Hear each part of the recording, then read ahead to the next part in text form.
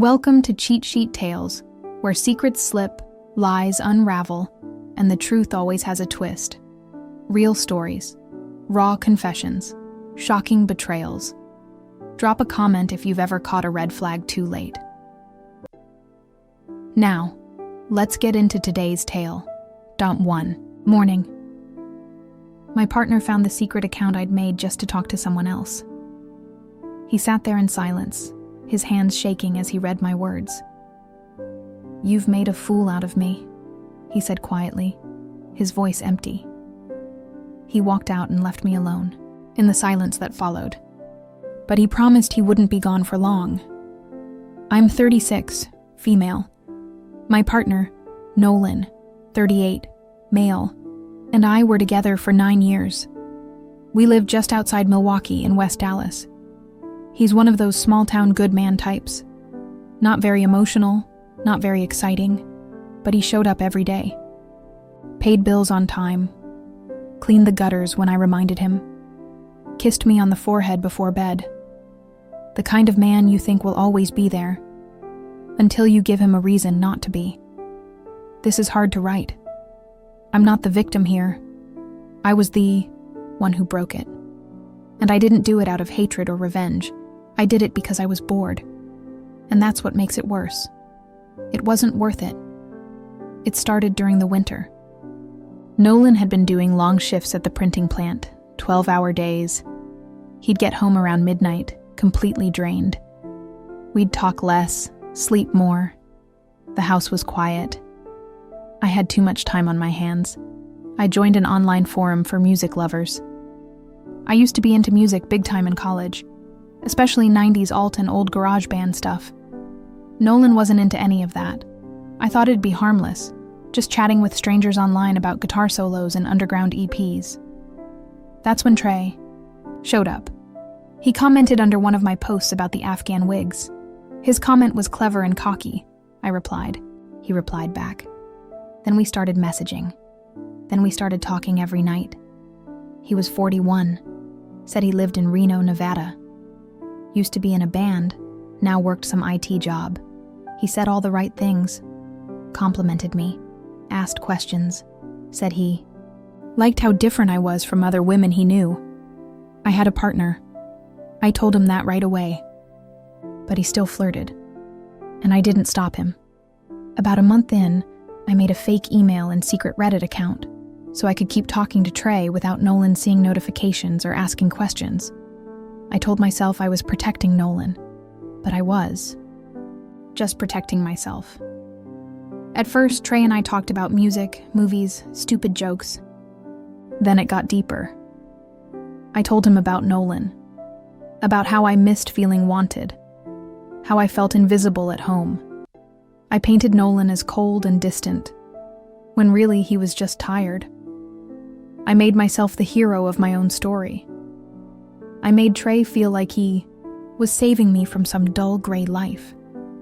We never sent nudes or talked about meeting up. But emotionally, it was an affair, 100%. And it all came crashing down last weekend. It was Saturday morning. I woke up to the sound of the fridge door slamming. Nolan had the day off, but I didn't expect him to be up before me. When I walked into the kitchen, he was sitting at the table with my laptop open. He didn't say a word, just stared at the screen like he was trying to burn it with his eyes. I opened my mouth to say something, anything, but he looked up first. His hands were shaking, his eyes were glassy, but his voice was flat, empty. "You've made a fool out of me." That's all he said. Then he stood up, walked to the front door, grabbed his coat, and left. Right before he closed the door behind him, he turned back one last time. "I'm not gone for good, but when I come back, I won't be alone." Then he was gone. I stood there in total silence. Not just the quiet kind, the kind that hurt your ears, like your whole life just hit pause. I sat on the floor. I opened the laptop. He had it pulled up to my secret Reddit account.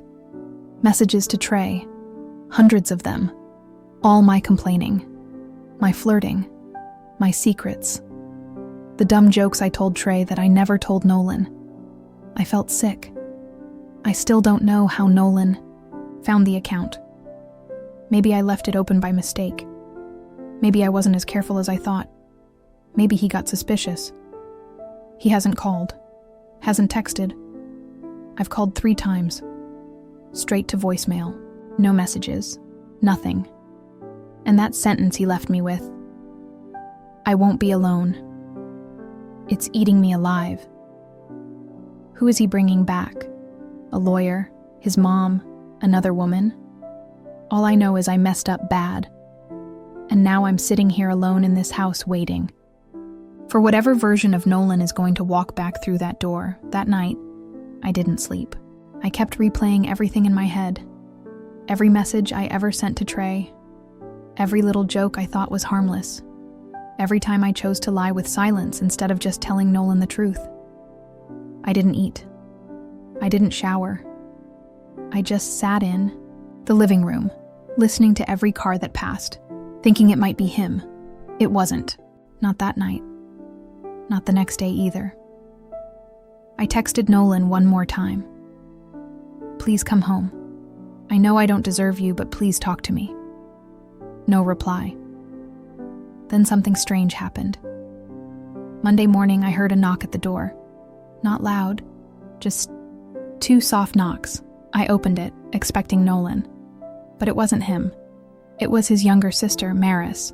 She never came around much, but I always liked her. She was kind, honest. Too honest sometimes. She didn't say hi. She looked tired, like she hadn't slept either. He's staying with me, she said. He's not ready to talk to you yet, but he asked me to bring this. She held out a cardboard box. My stomach dropped. Inside were the framed photos we had on the bedroom dresser, our trip to Arizona, the fall wedding we went to 2 years ago, my favorite picture of us in Chicago during Christmas, with the lights behind us. He took them down. Stood there holding the box like it was radioactive. He's hurting, Maris said, but he's not angry. Not in the way you think. He's broken. I nodded. Couldn't say anything. Then she looked me straight in the eye. He told me to tell you. He's coming back Saturday, and that he meant what he said. He's not coming back alone. I tried to ask her what that meant, but she was already walking away. By Tuesday, I'd completely lost my appetite. I deleted my Reddit account. I deleted the email I used. I even tried to delete Trey's contact info, but I couldn't stop myself from sending him one last message. It's over. He found out. I ruined everything. Trey replied 5 hours later. I'm sorry. I didn't mean to cause problems. But you knew the risk. Good luck. That was it. No comfort. No regret. Just a dry goodbye. I wanted to scream. He got to walk away clean, while I was stuck here watching the life I built for nearly a decade fall apart in real time. Then, Saturday came. It had snowed the night before. Just a light layer, but the kind that makes the world look too quiet. I heard the car pull up around noon. I ran to the window and looked through the blinds. It was Nolan's truck, and behind him was another car. My throat went dry. He stepped out, dressed in a heavy coat I bought him for Christmas last year. Then the other door opened. A woman got out. Not just any woman. It was Elise, his ex. They dated before me, years ago. She cheated on him. Hurt him. Bad. He told me once that he hadn't spoken to her in over a decade. He called her the wound that healed wrong, but now here she was. Walking up to our front door, next to him. I didn't even have time to process it. They knocked. I opened the door. Nolan didn't smile. He didn't look at me the way he used to. He looked tired. Older. Elise stood next to him, quiet, almost awkward. She wouldn't meet my eyes. Can we come in? He asked. I stepped aside. We sat at the kitchen table. the same table he read my messages at. Nolan sat across from me. Elise stayed standing, leaning against the counter. "I didn't bring her to hurt you," Nolan said. "I brought her because I needed to remind myself what betrayal does to a person. I needed to remember how long it takes to stop hating someone who broke your trust." I just sat there, silent. "I'm not here to scream or throw things," he continued. "I'm here to tell you that I'm leaving. For real this time. And I needed you to see it, to feel it. Elise is not here to replace you. We're not anything. She just helped me get my head on straight this week." Elise nodded, still not saying a word. "You had your secret," he said. "Now here's mine. I've been miserable for a long time too. But I never crossed that line. I stayed. I fought for this, even when it got hard. I wanted to cry, but I couldn't. I just sat there frozen. I'll be back tomorrow for my stuff. I won't drag this out. But I wanted you to see what giving up looks like from the other side."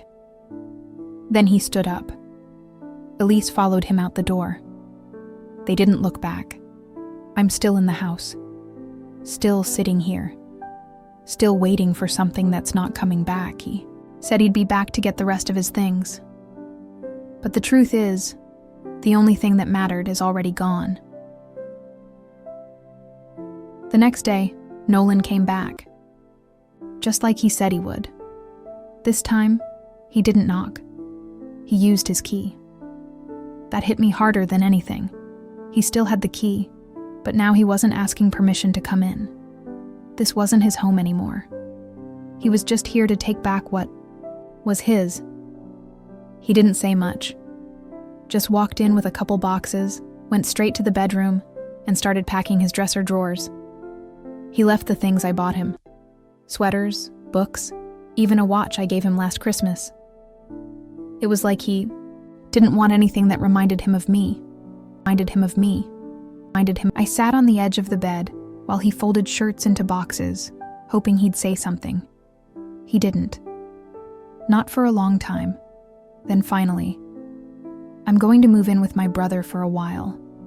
Chloe's got the kids for the week, so the place is empty." I nodded, barely above a whisper. "Okay." Then he looked at me. Really looked at me. "You didn't just talk to someone else. You rewrote me. You made me out to be some cold, boring man. Do you have any idea what that does to someone? Reading how the person you love tells a stranger that you're just safe, not exciting enough?" I didn't answer. I couldn't. Then out of nowhere, he asked, "Did you ever tell him you loved him?" "No," I said quickly. Too quickly. He nodded. "You thought about it, though." It wasn't a question. And he was right. After he packed his things, he walked toward the door, then stopped and looked around. "You know, it's funny," he said. "I spent years thinking you were the best thing that ever happened to me. But now I realize I was just the safest option for you. You liked me because I was simple, because I didn't ask for more." He paused. "That's on me. I made it too easy." Then he left. No hug. No goodbye. Just the click of the door closing behind him. That night I tried to call my mom. She picked up on the third ring. I could tell she already knew something was wrong. "Did Nolan tell you?" I asked. "Maris called me yesterday," she said. "Told me not to be too hard on you." "And are you? You know I love you, but I'm disappointed." That hurt more than I expected. Then she said something that stayed with me. "You had someone who would have walked through fire for you, and instead, you lit the match and handed it to someone else." 3 days passed. Then something I wasn't prepared for happened. Trey messaged me again. After everything, he had the nerve to reach out. "I've been thinking about you," he wrote. know things went sideways, but if you ever want to talk, I'm here. I stared at the message for a long time. This was the man I'd thrown everything away for. This was the fantasy, the escape, the reason. I'd ruined my relationship, but reading his message now, it made my stomach turn. He didn't ask if I was okay. He didn't ask what happened. He didn't care. He just saw a window to crawl back in, and for the first time since this all began, I saw him for what he really was. A selfish stranger who got off on attention. Nothing more. I didn't reply. I blocked him, deleted the app, for good this time. A week later, I found out Nolan had gone back to therapy. He hadn't been in years, not since the panic attacks after his dad died. But Maris told me he was back. She also told me something else. He was going to file for legal separation. Even though we weren't married, we had financial accounts tied, together, co-signed a lease, bought furniture on joint credit cards. He wanted it all divided, officially, cleanly, permanently. She said he was doing it because he didn't trust me to be honest about money anymore. And I don't blame him. Then came the twist I never expected. I got an email from my boss. Subject line, urgent HR matter. Immediate action required. Nolan had emailed my workplace, not to expose me, not out of revenge, but because I'd been using company time and my work laptop to message Trey. They were doing a formal audit.